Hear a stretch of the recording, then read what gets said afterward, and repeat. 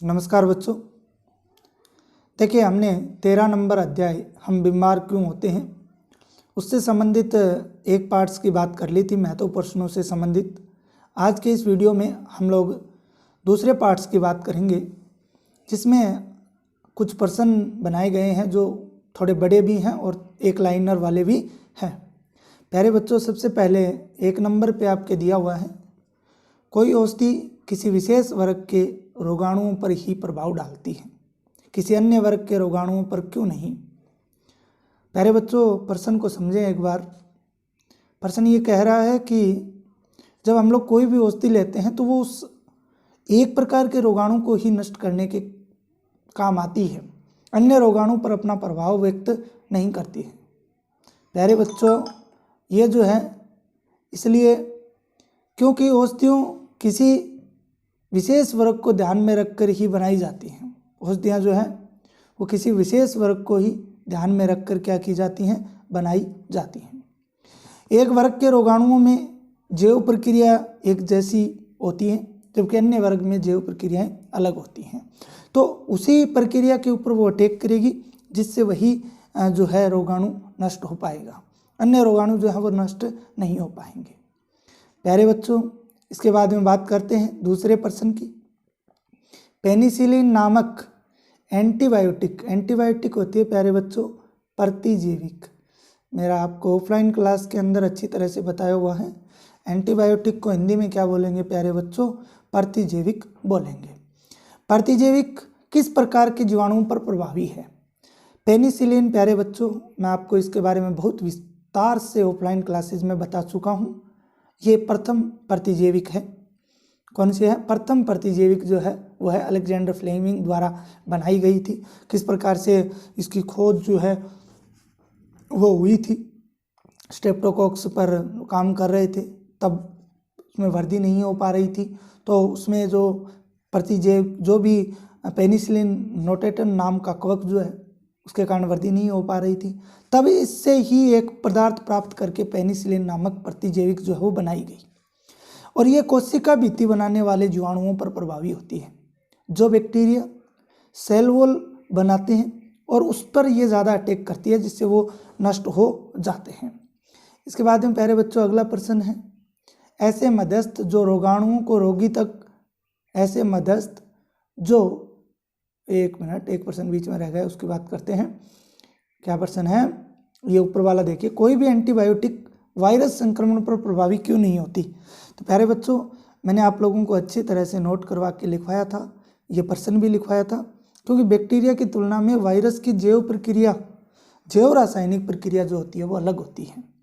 और antibiotic bacteria की अनेक स्पीसीज को ही प्रभावित कर सकती हैं, उन्हीं की कोशिका भित्ति को नष्ट कर सकती हैं, परंतु ऐसा वायरस या विषाणु के अंदर नहीं होता है।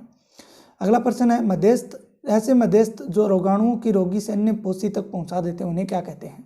अरे भाई, मध्यस्थ का मतलब होता है बीच, बिचौला, बीच का काम करने वाला। प्यारे बच्चों, एक रोगी व्यक्ति से एक स्वस्थ व्यक्ति में जो भी, जैसे रोग वाहक या वेक्टर बोलते हैं, इन्हें क्या बोलते हैं? रोग वाहक, या फिर इन्हें क्या बोला जाता है? वेक्टर बोला जाता है। अगला प्रश्न है, रेबीज के रोग वाहक का नाम है? भी रेबीज रोग किस में होता है? कुत्ते में होता है या अन्य पशु में? किससे में होता है? कुत्ते में, या कुत्ते द्वारा काटने पर कौन सा रोग होता है? रेबीज। तो रेबीज जो है इसका वाहक कौन है? कुत्ता या अन्य पशु। इसके बाद में अगला प्रश्न है, जापानी मस्तिष्क ज्वर को रोग वाहक का नाम बताइए। जो जापानी बुखार है, मस्तिष्क से संबंधित बुखार है, उसका रोग वाहक कौन है? तो वो होता है मच्छर। कौन होता है प्यारे बच्चों? मच्छर होता है। ये बातें आपको जो नहीं बताई हुई थी वो आपकी क्लियर हो रही हैं। प्रतिरक्षीकरण के नियम का मूल आधार क्या है? प्यारे बच्चों, प्रतिरक्षीकरण के नियम का मूल आधार क्या है?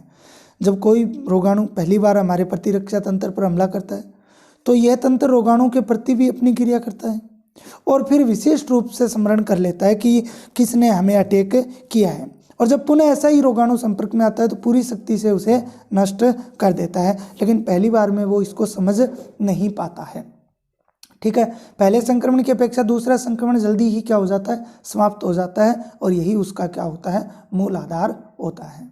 अगला प्रश्न है प्यारे बच्चों, संक्रामक रोगों की प्रतिरक्षा तंत्र की असफलता का मुख्य कारण क्या है? तो पर्याप्त भोजन तथा पोषण की कमी, ये सीधी सी बात है। दूसरी, प्रतिरक्षी कोशिकाओं का सक्रिय ना होना, तो ये इसके मुख्य कारण हो गए। इसके बाद में अगला है, संक्रामक रोगों के निवारण का क्या उपाय है। संक्रामक रोगों के निवारण का क्या उपाय है, तो निवारण के आपके उपाय दे रखे हैं कुछ, उनकी बात कर लेते हैं। और वो जो है आपके कौन कौन से हैं, टीकाकरण है, कौन सा है, टीकाकरण है, साफ वायु में रहें, शुद्ध पानी पिएं, स्वच्छता के साथ साथ स्वच्छ तथा उचित मात्रा में भोजन करें। अपने चारों ओर स्वच्छता रखनी चाहिए और हमें साफ, स्वच्छ एवं उचित मात्रा में भोजन जो है वो करना चाहिए। अगला प्रश्न है, एंटीबायोटिक क्या है भाई, प्रतिजैविक क्या है। इसको आप लोग प्रतिजैविक लिख लेना, एंटीबायोटिक को। प्रतिजैविक क्या है, ये किस प्रकार कार्य करता है। तो प्यारे बच्चों, अभी बताया था मैंने ऊपर कि प्रतिजैविक क्या है और किस प्रकार से कार्य करते हैं। तो एंटीबायोटिक एक रासायनिक औषधि होती है। क्या होती है, रासायनिक औषधि, जो संक्रमण फैलाने वाले जीवाणुओं की विभिन्न जातियों को मारती है। स्पीसीज का मतलब होता है जाति। क्या होता है, जाति, ठीक है, जातियों को मारती हैं ये, और अपनी रक्षा कवच बनाने वाले जीवाणुओं की रक्षा कवच बनने की प्रक्रिया को क्या कर देती हैं, बाधित। जो बैक्टीरिया अपनी रक्षा के लिए जो कवच बनाते हैं उसको ये नष्ट करते हैं, जिससे जीवाणु आसानी से मर जाते हैं। जैसे प्रथम प्रतिजैविक पेनिसिलिन इसी उपयोग में आती है। प्यारे बच्चों, लास्ट प्रश्न है आज का, उसकी अगर हम लोग बात करें तो वो है आपके पेनिसिलिन क्या है, ये किस प्रकार कार्य करती है। तो प्यारे बच्चों, पेनिसिलिन की अगर बात करें तो पेनिसिलिन एक एंटीबायोटिक औषधि है।